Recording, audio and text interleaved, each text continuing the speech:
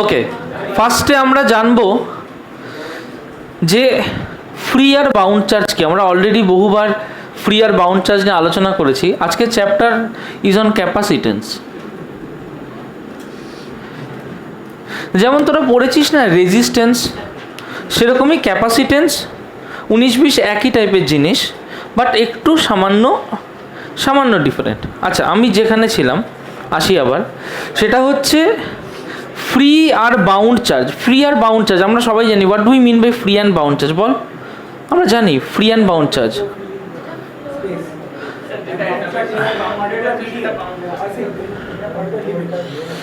না, আটটু সুন্দর কেউ। ফ্রি বাউন্ড চার্জ ইজি জিনিস। একটা মেটাল রয়েছে, একটা মেটালের মধ্যে ফ্রি চার্জ কে? একটা এক্সাম্পল বল, একটা ফ্রি চার্জ মেটালের মধ্যে free charge electrons. Bound charge protons না, বাউন্ড চার্জ হচ্ছে সেই আয়নগুলো যে আয়নগুলো মুভ করতে পারে না। আমরা আগেও বলেছি যে একটা পার্টিকেল আছে সোডিয়াম দিয়ে বারবার এক্সাম্পলটা দিয়ে সুবিধা হয় বোঝাতে। সোডিয়ামের বাইরে থেকে একটা ইলেকট্রন যদি তুই বার করে নিস, তাহলে যে পার্টটা পড়ে থাকবে সেটাকে পজিটিভ পোর্শন একটা পড়ে থাকছে আর ইলেকট্রন, এইটাকে বলে হচ্ছে পজিটিভ কার্নেল। বহুবার বলেছি আগে, দিস ইজ পজিটিভ কার্নেল। এই জিনিসটা থাকে bound, this is the bound portion. এই পজিটিভ কার্নেলটাই হচ্ছে বাউন্ড পোর্শন, ইলেকট্রনটা হচ্ছে ফ্রি চার্জ। এটা হচ্ছে ফ্রি চার্জ। নেক্সট আমরা আসবো যে ক্যাপাসিটেন্স কি। What do we mean by capacitance? তোরা কখনো এই ফ্যান যখন ঘোরে, ফ্যান কখনো দেখেছিস যে ফ্যানের মধ্যে একটা সিলিন্ড্রিক্যাল টাইপের কিছু থাকে? হ্যাঁ, কপার না, ওপরে একটা ব্যাটারি টাইপের দেখতে মোটা। দেখবি দোকানে গেলে বলে দাদা আমাকে একটা কন্ডেন্সার দিও তো, বলে না দাদা আমাকে একটা কন্ডেন্সার দিও তো। এর কাজটা কি? এইটা না থাকলে ফ্যান কেন চলে না? হ্যাঁ বল। ফার্স্টে একটা হিউজ, হ্যাঁ বল। না না, একদমই নয়। মানে এখানে ওটা ওভাবে বলা যাবে না, বুঝেছিস তো? ওভাবে বলা যাবে না। হ্যাঁ হ্যাঁ, সেটাও কিছু দূর বলা যেতে পারে। আমাদের এটাকে এইভাবে ভাবতে হবে যে ধর যখন একটা মোটরকে স্টার্ট করতে হয়, একটা মোটরকে স্টার্ট করতে গেলে প্রথমে একটা হিউজ অ্যামাউন্টের এনার্জি লাগে। সেই এনার্জিটা আমাদের এই মেইনস থেকে দুম করে অতটা সাপ্লাই করা সম্ভব হয় না। তাহলে ওটা কে সাপ্লাই করবে? যদি আমি কোনো জায়গায় একটা ব্যাকআপ চার্জ স্টোর করে রাখতে পারি, তাহলে সেই ব্যাকআপ চার্জটা সাপ্লাই করতে পারে কন্ডেন্সার বা ক্যাপাসিটর। কী করে? ওই ব্যাকআপ চার্জটাকে স্টোর করে রাখে। বোঝা গেল কথাটা? তার মানে ক্যাপাসিটর সহজ কথায় বললে কি? ক্যাপাসিটর মানে কি? What is capacitor? Capacitor is an instrument. দুটো জিনিস আছে, একটা ক্যাপাসিটর, একটা capacitance. Capacitance is a physical property, capacitor is an instrument that stores that thing. বোঝা গেল? যার এই ফিজিক্যাল প্রপার্টিটা আছে সেটা হচ্ছে একটা ক্যাপাসিটর। যেমন একই রকমভাবে ধর তুই রেজিস্টর আর রেজিস্ট্যান্স ভাবছিস। One is resistor, another one is resistance. Resistor কি? এটা হচ্ছে ইনস্ট্রুমেন্ট বা একটা ইকুইপমেন্ট, কম্পোনেন্ট, যেটা ইচ্ছা বলে। রেজিস্ট্যান্স কি?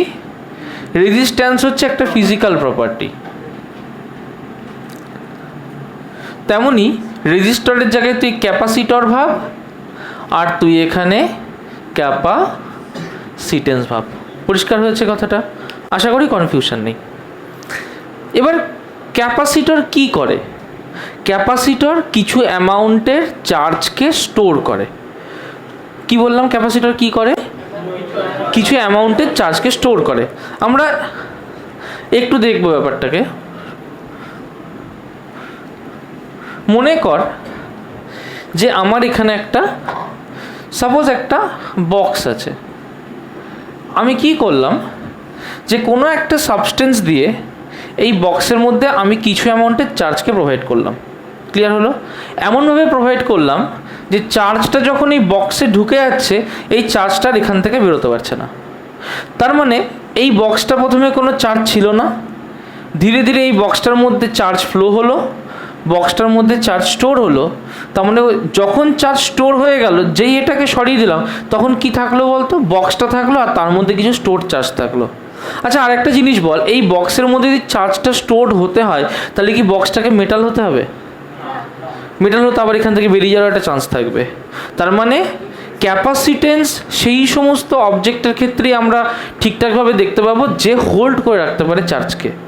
চার্জ হোল্ড করে যে রাখতে পারে সে নিশ্চয়ই চার্জকে ফ্লো করতে দেবে না। তার মানে যদি মেটাল দিয়েও কিছুটা পোর্শন তৈরি হয় তার, সেটাও এমন হবে যে সে তার মধ্যে একটা চার্জকে হোল্ড করে রাখবে। এক্স্যাক্টলি আমরা পড়বো একটু পরে ডিটেলসে যে কী ধরনের ক্যাপাসিটর বানানো যেতে পারে বা ক্যাপাসিটর কীভাবে তৈরি হয়। এইটুকু কনসেপ্ট ক্লিয়ার হয়ে গেছে। ক্যাপাসিটেন্সকে যদি আমরা সি দিয়ে বলি, যেমন রেজিস্ট্যান্সকে আর দিয়ে বলি, তেমনি ক্যাপাসিটেন্সকে যদি সি দিয়ে বলি, তাহলে আমার একটা ফর্মুলা মনে রাখতে হবে, Q equals to C times V.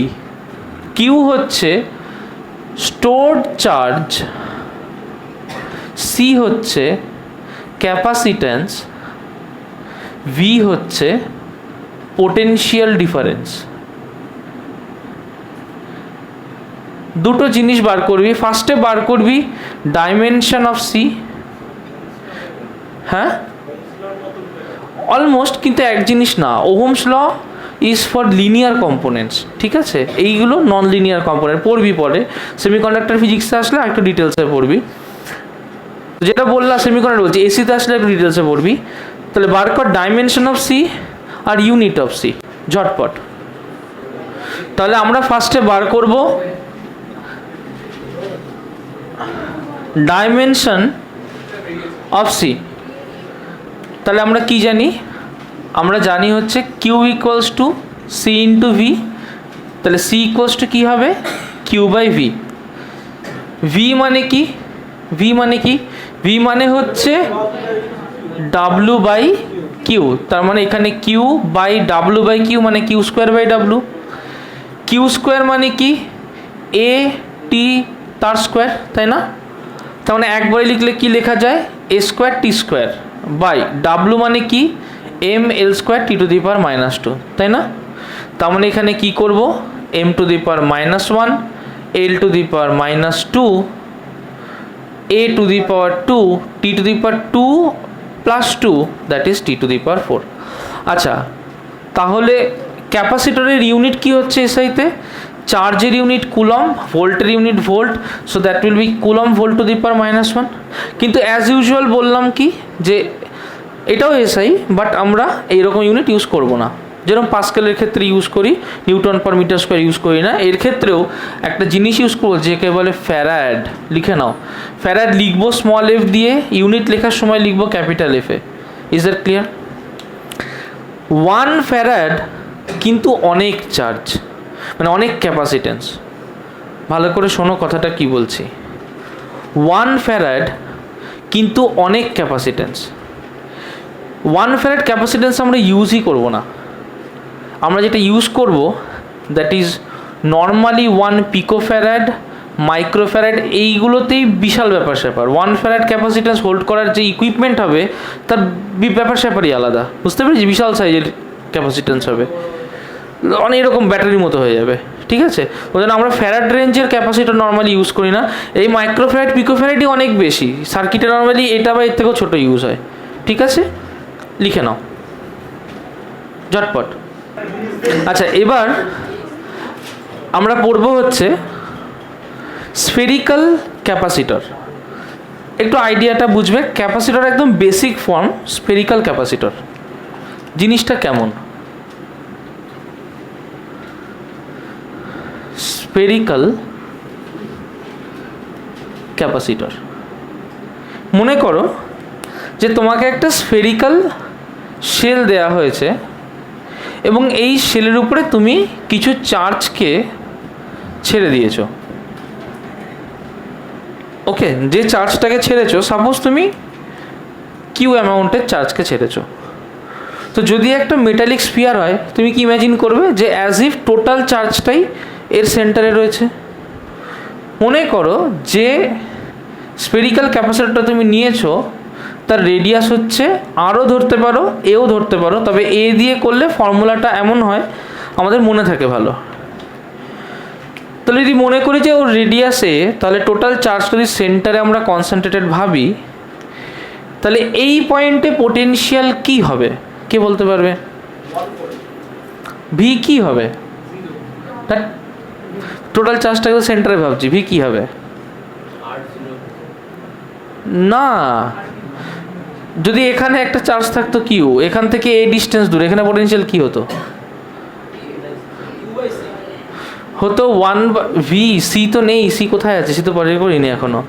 V হতো 1/4πε0 কিউ বাই আর হতো না, একটু আগে তো করলাম কে কিউ বাই আর। তাহলে আর এর জায়গায় যদি এ হয় তাহলে 1/4πε0 কিউ বাই এ হবে না, তাই তো? তার মানে আমরা কি জানি যে কিউ ইকুয়ালস টু সিভি, তাহলে কিউ এর জায়গায় যদি সিভি বসিয়ে দিই और v equals to 1/4πε0 a into C V, V V केटे जाए और एखान থেকে ক্যাপাসিটেন্স লিখতে পারি 4πε0 a। So this is the capacitance of a spherical conductor which is having a radius a। a radius আছে এমন একটা স্ফেরিক্যাল কন্ডাক্টরের ক্যাপাসিটেন্স হচ্ছে c, c equals to 4πε0 a। লিখে নাও। এখন আমরা বার করব যে একটা ক্যাপাসিটর যে চার্জড হচ্ছে, তাহলে সেই ক্যাপাসিটরটার কতটা এনার্জি আছে। মনে করো যে এখানে তোমার একটা ক্যাপাসিটর আছে, ওকে। আমরা বার করব energy of a charged capacitor. একটা চার্জড ক্যাপাসিটরের এনার্জি আমরা বার করব। দেখো একটা মজার জিনিস তোমাকে বুঝতে হবে যে যখন তুমি একটা চার্জকে এর কাছে নিয়ে আসছো, তাহলে এর পোটেনশিয়াল কিভাবে চেঞ্জ হচ্ছে। সাপোজ যখন এখানে কোনো চার্জ ছিল না, এর পোটেনশিয়াল কত? 0। যেই এখানে আমি এখান থেকে একটা চার্জ নিয়ে আসলাম, তাহলে কিছুটা চার্জ এখানে জড়ো হলো, পোটেনশিয়ালে কি হবে? বাড়বে। বেড়ে এর একটা পোটেনশিয়াল হবে সাপোজ v1। আমি কি করলাম, আবার একটু পরে আমি এখানে আরেকটা চার্জ নিয়ে এলাম, তাহলে এখানে চার্জ আরেকটু বাড়লো, নতুন পোটেনশিয়াল হলো v2। তার মানে কি হচ্ছে যে যত চার্জ বাড়ছে তত পোটেনশিয়াল বাড়ছে। এবার এর একটা সমস্যাও আছে, তার মানে যত পোটেনশিয়াল বাড়ছে তার মানে যত চার্জ বাড়ছে, নতুন যদি একটা পজিটিভ চার্জ আনতে হয় তাহলে প্রথম অবস্থায় যতটা আমাকে ওয়ার্ক ডান করতে হতো, পরের অবস্থায় বেশি করতে হবে না কম করতে হবে? বেশি করতে হবে। তার মানে আমার এখানে এমন তো নয় যে ফিক্সড জায়গায় শুধু নিয়ে আসতে হচ্ছে, তা নয়। যত চার্জকে আমি আনছি এখানে পোটেনশিয়াল বাড়ার জন্য, পোটেনশিয়াল বাড়ার রেসপেক্ট আমার ওয়ার্ক ডানও বেশি বাড়াতে হচ্ছে। ক্লিয়ার হলো? তাহলে এইখানে আমাকে এনার্জি যদি বার করতে, আমি কী করে বার করব? মনে করো যে ইনিশিয়াল সিচুয়েশানে কোনো একটা টাইমের কথা বলছি, যে টাইমে সাপোজ এর পোটেনশিয়াল ভি, সেই সময় আমি একটা ডিকিউ চার্জকে এর অ্যাক্রস দিয়ে নিয়ে আসতে চাইছি, রাইট? তখন আমাকে একটা ওয়ার্ক ডান করতে হবে। ধরলাম সেই ওয়ার্ক ডানটা হচ্ছে ডিডাব্লিউ। তাহলে ডিডাব্লিউকে কী লিখবো বলতো? D Q by V, d Q into V. কারণ ভি যদি ডিডাব্লিউ বাই ডিকিউ হয় তাহলে ডিডাব্লিউ কী হবে? ভি ডিকিউ না? কোথা থেকে এলো এটা? Potential equals to work done by charge, সকালেই করেছি আজকে, মনে আছে? তার মানে ডিডাব্লিউ কী হবে? V DQ. এবার আমি কি করছি, চার্জকে কেমনভাবে আনছি? চার্জকে আমি একটা একটা করে আনছি, তাই না? তার মানে একটা একটা করে চার্জ আনছি, একটু একটু করে পোটেনশিয়াল বাড়ছে, আবার তারপরে একটা একটা করে চার্জ আনছি। তার মানে ইনিশিয়ালি আমার চার্জ কত ছিল? যদি আমি ইন্টিগ্রেশন করি, ইনিশিয়ালি চার্জ কত ছিল? 0 ছিল, তাই না? আলটিমেটলি চার্জ কত হলো? কিউ হলো না? ইনিশিয়ালি ওয়ার্ক ডান কিছু করতে হচ্ছিল না। কেন করতে হচ্ছিল না ইনিশিয়ালি ওয়ার্ক ডান? চার্জ ছিলই না। চার্জ না থাকলে পোটেনশিয়ালও ছিল না, তার মানে ওয়ার্ক ডান ইনিশিয়ালি কী ছিল? 0 থেকে ওয়ার্ক ডান হবে ডাব্লু। ক্লিয়ার হয়েছে কথাটা? আচ্ছা, এখান থেকে এইখানে লিখছি, তার মানে ইন্টিগ্রেশন 0 টু ডাব্লু ডিডাব্লু, সেটা করতে গেলে ইন্টিগ্রেশন 0 টু কিউ। আচ্ছা, ভি আমরা কি জানি? Q equals to C V. তাহলে ভি ইকুয়ালস টু কি? কিউ বাই সি না, রাইট? তাহলে Q by C into d Q লিখতে পারি এটাকে। और ক্যাপাসিটেন্স ইজ আ কনস্ট্যান্ট, যেমন রেজিস্ট্যান্স ইজ আ কনস্ট্যান্ট, তেমনি ক্যাপাসিটেন্স ইজ আ কনস্ট্যান্ট। তাই কী করবো, 1/c-কে বার করে এনে 0 to q dq করবো, 0 to w dw, that is or w। Clear হলো? ইন্টিগ্রেশন q dq কী হয়, q²/2, তার মানে কী করে করব, or w equals to 1/c q to the power 2 1 + 1 বাই 1 + 1, কোথা থেকে কোথা অবধি, 0 থেকে q অবধি। ক্লিয়ার হয়েছে? আচ্ছা, এখানে না ক্যাপিটাল কিউ লেখাটা ঠিক হচ্ছে না, হ্যাঁ, মানে যে কোনো একটা ইনস্ট্যান্টের চার্জকে স্মল ইউ লেখাটা উচিত। ওকে, এইগুলো ক্যাপিটাল কিউ কেটে স্মল কিউ কর, কারণ এটা যে কোনো ইনস্ট্যান্টের চার্জকে আমি বোঝাতে চাইছি। ক্লিয়ার হলো কথাটা? বোঝা গেল? এখানে কনফিউশন থাকলে একটু বলবে। হ্যাঁ, মানে ওটা টোটাল চার্জ, মানে ধর যে সময় এখানে হিসেব করছি সেই সময় সাপোজ যে চার্জটা ধরছি, সাপোজ সেটা ধরে নিলাম 5 কুলম্ব চার্জ আছে। ক্লিয়ার হলো? আমার টোটাল চার্জ হয়তো আমি 200 কুলম্ব দেবো, এই 200 কুলম্বটা হচ্ছে ক্যাপিটাল কিউ, যে মোমেন্টে ভাবছি সেই মোমেন্টের চার্জ 5 কুলম্বটা হচ্ছে স্মল কিউ। ক্লিয়ার হয়েছে? সেই জন্য এইরকমটাই লেখাটা উচিত, কারণ সেই মোমেন্টে যখন 5 কুলম্ব চার্জ রয়েছে তখন তার পোটেনশিয়াল এরমভাবেই হিসেব হবে। ক্লিয়ার হলো? আচ্ছা, যাই হোক, তাহলে আমি এখানে আলটিমেটলি কি লিখতে পারছি, যে w equals to 1/c q²/2 0 to q equals to 1/c, দেখো capital q²/2 or half q²/c, right? আচ্ছা, আবার q ইকুয়ালস টু c, যখন টোটাল চার্জ হয়ে গেছে তখন একটা টোটাল ভোল্টেজও হয়ে গেছে, তার মানে সেই সময় যখন টোটাল চার্জ q হয়ে গেছে তখন total voltage v into c হবে। এটা যদি আবার ওখানে বসিয়ে দিই, so that will B half c² v²/c, একটা কেটে গেল, or equals to half cv²। দুটো ফর্মুলা একদম ঠোঁটের আগে করে রাখতে হবে। একটা ফর্মুলা হচ্ছে যে ওয়ার্ক ডান, কারণ এই ওয়ার্ক ডানটাই তার এনার্জি হিসেবে স্টোর হয়ে যাবে। একটা formula equals to half q²/c, আর একটা formula half cv²। Both of this formulas are important, এটাকে বক্স করে স্টার দিয়ে দাও। Energy of a charged capacitor, হ্যাঁ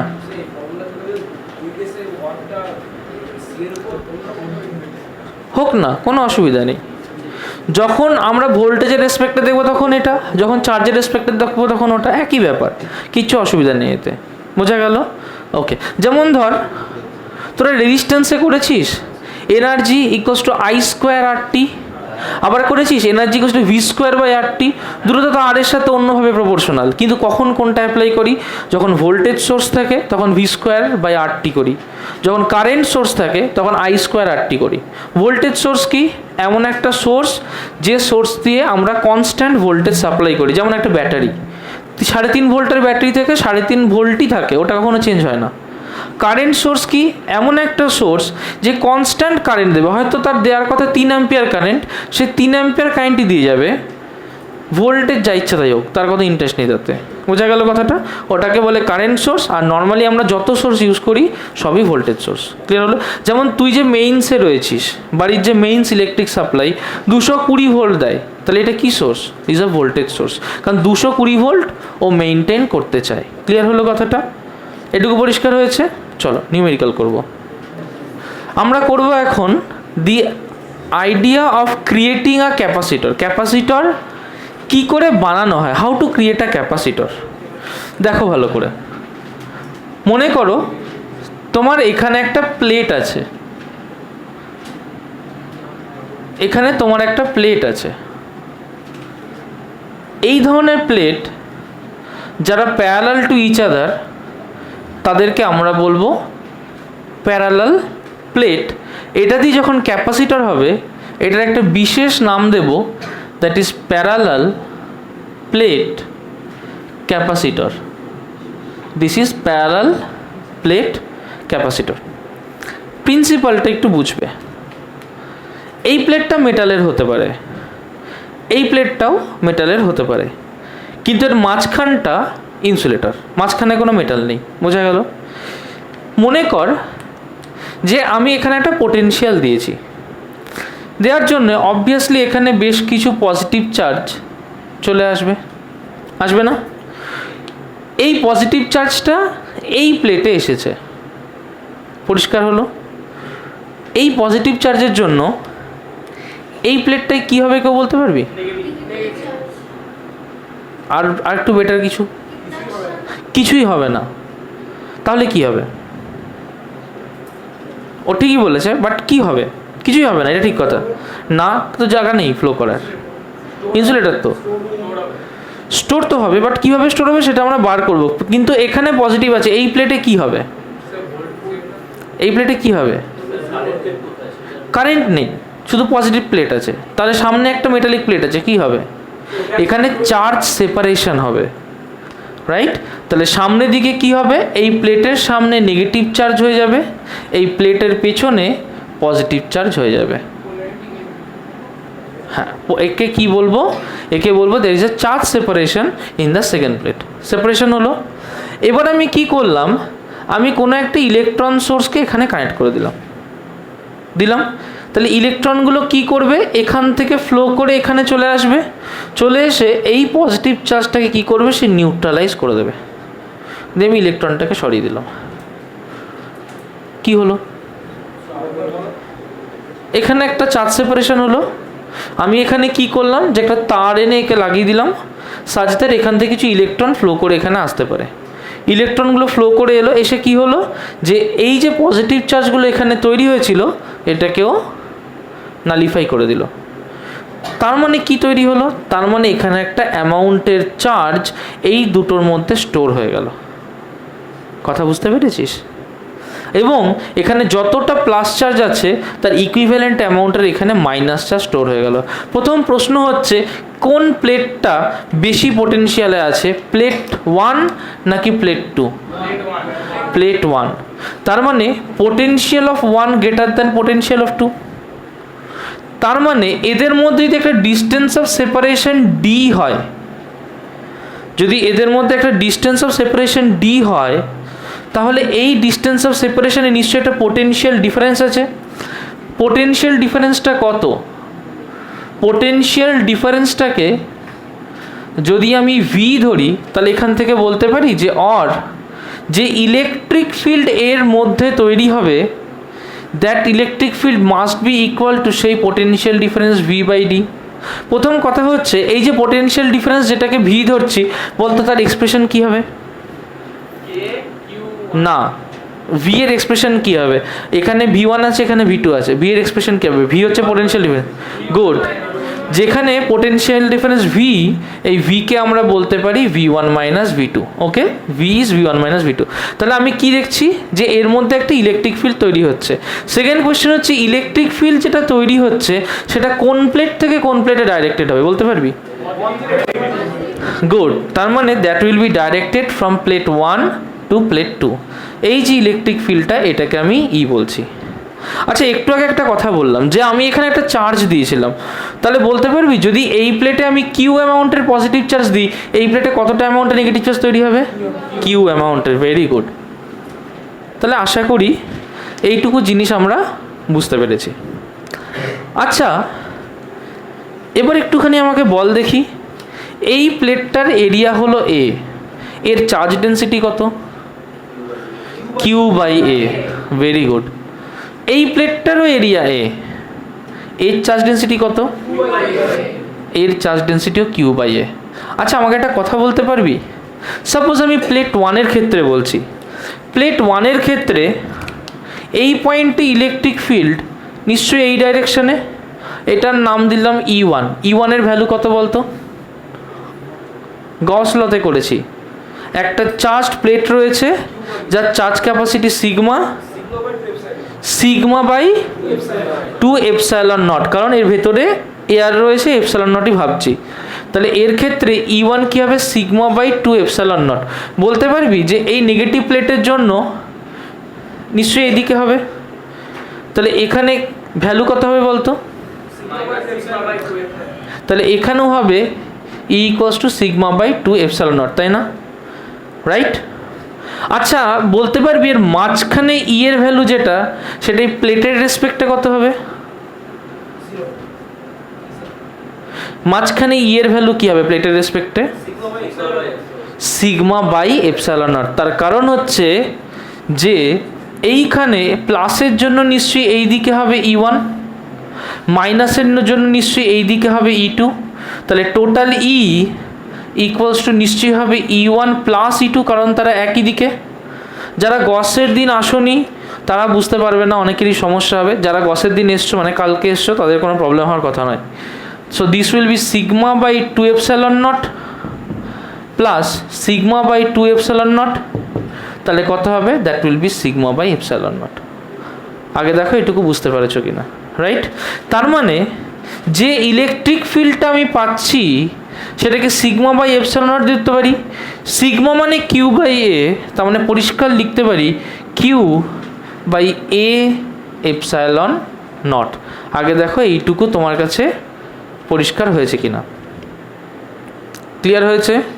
এইটুকুতে কোনো কনফিউশন আছে? একদম পরিষ্কার?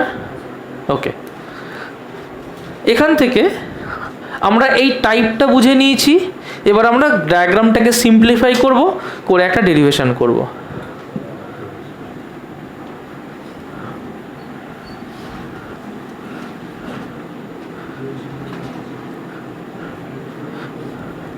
দেখো মনে করো এইটা হচ্ছে আমার প্লেট 1, এইটা আমার প্লেট 2, রাইট?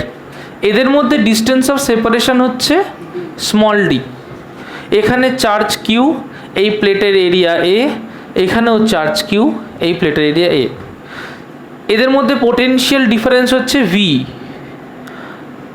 এবার এর মাঝখানটায় আগে কি ধরেছিলাম এর মাঝে এয়ার রয়েছে। এখন ধরছি এয়ার না, অন্য কোনো একটা ইনসুলেটর রয়েছে। ইনসুলেটর মানে হচ্ছে ডাইইলেকট্রিক। যে কোনো ইনসুলেটর আদার দেন যদি এয়ার থাকে তাহলে তার পারমিটিভিটি আমরা ধরতে পারি এপসাইলন। আমরা জানি যে epsilon equals to K times epsilon naught. Okay, এটা দিয়ে আমরা কি বার করতে চলেছি? আমরা বার করতে চলেছি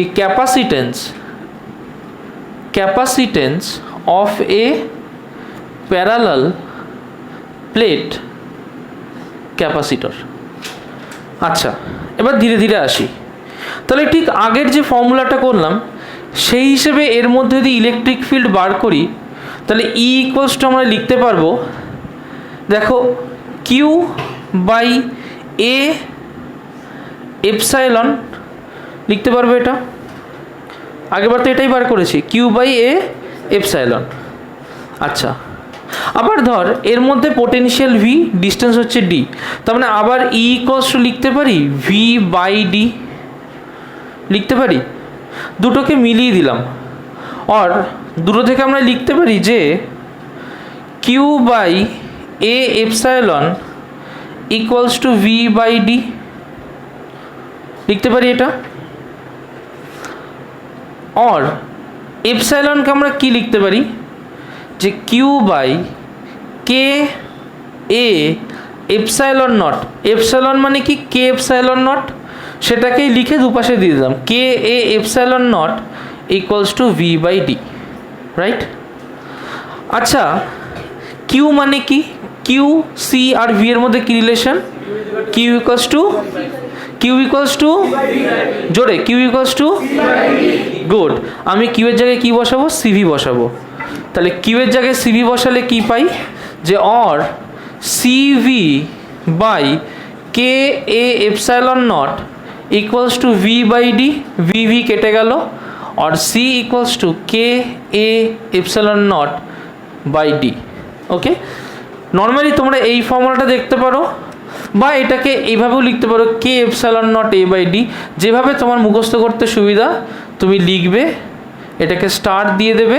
this is very important for numericals. এই ডেরিভেশনটা করে নাও, this derivation is also important. যে অঙ্কটা দিয়েছে তাতে আমাকে ই বার করতে বলেছে, সিগমা বার করতে বলেছে। তো দুটো প্যারালাল প্লেট দিয়েছে, এদের মধ্যে ভোল্টেজ দিয়ে দিয়েছে, ডিস্টেন্স অফ সেপারেশন দিয়ে দিয়েছে। তাহলে আমি খুব সিম্পলি বার করতে পারবো যে E equals to V by D. Simply E বেরিয়ে যাবে। ই এর যে ভ্যালুটা বেরালো আমরা এটাও জানি যে E equals to sigma by epsilon naught, করেছি না মাঝখানে, E equals to sigma by epsilon naught. কেন? যদি এর বাইরে হয় 2 এপসাইলন নট, এই পাশে হয় 2 এপসাইলন নট, মাঝখানে হলে কি হবে? মাঝখানে হলে সিগমা বাই এপসাইলন নট, একটু আগেই করেছি। তার মানে আমাকে যদি সিগমা বার করতে হয় তাহলে এপসাইলন নট ইন্টু ই, ই এর যা ভ্যালু বেরোলো মাল্টিপ্লাই করবি, তাহলে যে ভ্যালুটা বেরোবে। এই দুটো আনসারই চেয়েছে। Is that clear? হ্যাঁ। আচ্ছা, অঙ্কটা আমাদেরকে কি বলছে? এ parallel plate capacitor with air between the plates. আচ্ছা, যদি প্লেটসের মধ্যে এয়ার থাকে তাহলে ফর্মুলাটা কি হয় বলতো? প্লেটসের মধ্যে এয়ার থাকলে ক্যাপাসিটেন্সের ফর্মুলা কি হয়? সি ইকুয়ালস টু, না কে থাকবে না, যদি এয়ার থাকে কে ইকুয়ালস টু 1, তাহলে ফর্মুলা কি হবে? Epsilon naught A by D. যদি এয়ার না থাকে, ভেতরে অন্য কোনো ডাইইলেকট্রিক থাকে, ফর্মুলাটা কি হবে? K epsilon naught A by D, right? তাহলে এয়ার থাকলে epsilon naught A by D, air ছাড়া অন্য কিছু থাকলে K epsilon naught A by D. এটুকু পরিষ্কার হয়েছে? আমাকে প্রথমে কোশ্চেনে বলেছে যে যখন 8 পিকোফ্যারাড ওর ক্যাপাসিটেন্স, তখন এয়ার ছিল প্লেটগুলোর মধ্যে। তার মানে এই সময় ক্যাপাসিটেন্সের ভ্যালু হচ্ছে 8 পিকোফ্যারাড। নেক্সট বলছে what will be the capacitance if the distance between the plate is reduced by half. তাহলে নতুন ডিস্টেন্স কি? নিশ্চয়ই d/2, কারণ ডিস্টেন্স হাফ করে দেওয়া হয়েছে। আর একটা মেটেরিয়াল ঢোকানো হয়েছে with a substance of dielectric constant 6, কের ভ্যালু কত বলছে? 6। তার মানে যদি এটা 6 হয় তাহলে এই ক্যাপাসিটেন্সটা আমাকে বার করতে বলেছে। তাহলে আমি কি করে বার করব? এটা C2 নাম দিলাম, এটা C1। R C2 equals to লিখতে পারি, দেখ 6 d/2 রয়েছে, 2টা উপরে চলে গেলে 6 into 2 epsilon naught A by D লিখতে পারি না? Epsilon naught A by D মানে 8 পিকোফ্যারাড, তাহলে 12 into 8 picofarad, that will be 96 picofarad. বোঝা গেল? এখনো আমাদের 40 সেকেন্ড আছে, তাই এই আনন্দে আচ্ছা ঠিক আছে।